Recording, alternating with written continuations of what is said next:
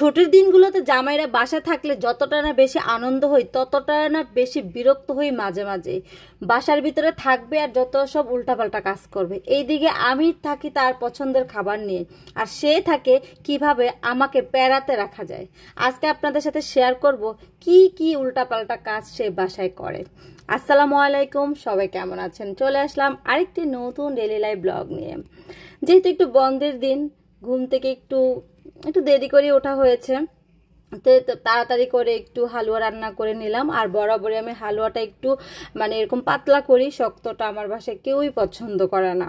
তো যাই হোক, চা তো থাকবেই, সকালের নাস্তায় চা ছাড়া চলে না। এইদিকে আমার সকালের আপা দুইজনই অনেক ভোর ভোর এসে তারা তাদের কাজগুলো করছে। মাছ এনেছে, মাছ কেটেছে, চিংড়ি মাছ এনেছে। সকালে যে রুটি বানায় ও এসে রুটি বানিয়ে চলেও গেছে। আর এদিকে ইলিশ মাছ ভিজিয়েছিলাম, ইলিশ মাছের একটা স্পেশাল রেসিপি করব, সেটার জন্য যদিও এই ভিডিওতে আমি সেটা দেখাই নাই, যে ভিডিওটা অনেক লং হয়ে যাবে। ইনশাল্লাহ হয়তো আমার এই পেজে বা আমার নতুন পেজে যে কোনো একদিন শেয়ার করব। তো এইদিকে যেহেতু আপনাদের ভাইয়া বাসায়, সে বাসায় থাকলে সবচেয়ে বেশি খুশি হয় তার খাবারের মেনুতে যদি ভর্তা থাকে, আর সেটা যদি হয় চিংড়ি মাছের ভর্তা।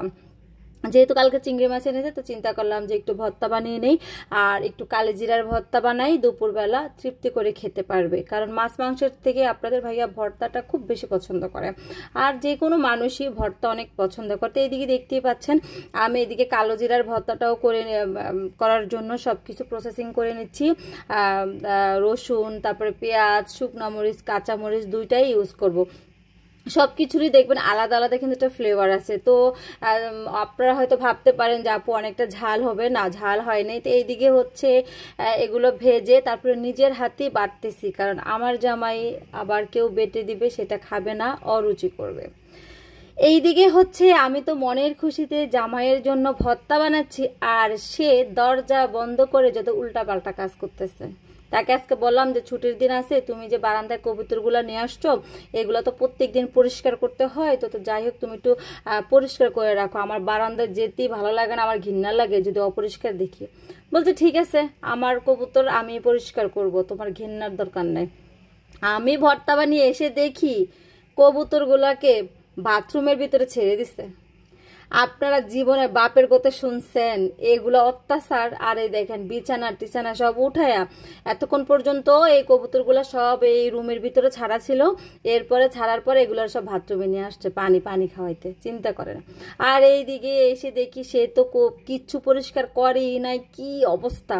এরপরে আমি দাঁড়িয়ে থেকে আমার হেল্পিং হ্যান্ড ওকে নিয়ে দাঁড়িয়ে থেকে তারপরে সব পরিষ্কার করতেছি। বিশ্বাস করবেন না কি পরিমাণ ময়লা গন্ধ, কি বলবো, বিশ্বাস করবেন না। তো যাই হোক, তাকে তো রাস্ত রাখি নাই, ইচ্ছা মতো যা বলার দরকার বলছি। এরকম হলে এই টাইপের মানুষরা নাকি কবুতর পালে বাসার ভিতরে, দেখেন। তারপরে সব ক্লিন করলাম, দেয়ালটার ওই পাশটা আর হাত ঢুকলো না। এরপরে দেখেন এগুলো বাথরুম থেকে সব নিয়ে এসে দিয়ে দিছে। সে পারে না বাসার ভিতরে ওই যে গাছ গাছালি, হাঁস মুরগি যা আছে, হ্যাঁ পুরাটা কৃষক হয়ে যায়। তো আমার জন্য পারে না। কিছুদিন আগে যে পাখি আনছিল, আমার এরকম অত্যাচার, বারান্দায় ময়লা, আমার ঘৃণা লাগে, আমি এগুলো সব নিচে পাঠিয়ে দিছি। এই কবুতরগুলো দেখবেন। আর এগুলোর দোষ হচ্ছে আমার একটা বান্ধবীর, আমার বড় ছেলেটার বার্থডেতে এসে, তো সে আমার ছোটটাকে দেখে বলতেছে যে ওদের ছোট মানুষ, ওকে 2টা কবুতর গিফট করবো, ও দেখবে এগুলোকে যত্ন করে রাখবে। আর এই দেওয়ার পর থেকে বাপ ছেলে 2টা মিলে এই বারান্দার ভিতরে অত্যাচার। তো আজকে আপনাদের সাথে শেয়ার করলাম। চিন্তা করেন, জামাইরা বাসায় থাকলে আমরা খুশি হই যে না, তাদেরকে একটু ভালো মন্দ রান্না করে খাওয়াই, সপ্তাহে একটা দিন বাসায় থাক, সারাদিন কষ্ট করে। এইরকম যদি বাসায় থাকে ভাই, এর থেকে না থাকা অনেক ভালো, শান্তিতে রান্না বান্না করে ঘুমাবো। তো যাই হোক, এইদিকে তার এই সমস্ত সব ক্লিন করে সব একদম পরিষ্কার করে বারান্দা একদম চকচকা করে এরপরে রান্না করতে আসলাম আবার চিকেন। কারণ এর ফাঁকে কিন্তু আবার আমি ইলিশ মাছের ওই রান্নাটাও করেছি। আবার এই দিকেও আসতেছি। আজকে মেজাজ সকাল থেকে আমার অনেক হট ছিল। তো যাই হোক, মুরগিটাকে চিন্তা করলাম যেহেতু একটু ভর্তা আছে, মাছ আছে, সাথে আবার চিকেনও আছে, আবার একটু পেঁপে দিয়ে ঝোল ঝোল করে রান্না করি।